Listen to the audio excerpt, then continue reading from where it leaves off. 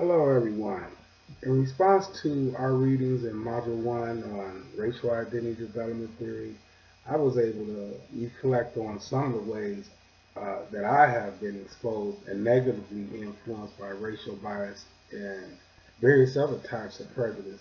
And just as important, some of the negative interethnic manifestations of social group communication and anti-social bias that tend to threaten or impair opportunities for cross-cultural relationship development. For instance, I was able to identify with many of the views held on both sides of the conditions of race in the U.S.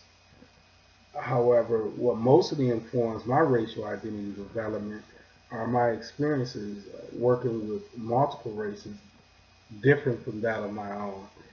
And that was when I enlisted in the U.S. Army. For example, each of us are fundamentally responsible for how we might contribute, amplify, or model social bias and prejudice in our behaviors towards others who are different ethnicity and race. Um, the role of race in framing my racial identity is to regard each racial and ethnic difference as strengths of society in terms of developing knowledge of the self and other selves, and developing multicultural knowledge in connection to valuing racial and ethnic diversity, and to describe a time in which I experienced or witnessed institutionalized racism, that which made me aware of racial disparities throughout society. I was around age 7 or 8 during the riots of 1967 and 68. In the community where I grew up, the National Guard presence was enough reason to explore why such a focus on violence in my community, um, but not in other communities.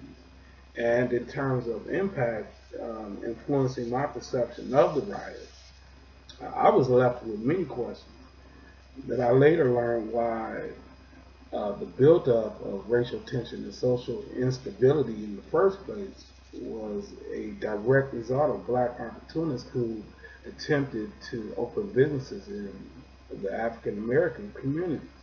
Black entrepreneurs were being subjected to uh, various forms of systematic and institutional discrimination and at extreme disadvantage and disconnect extending from less privileged life chances and socioeconomic inequality.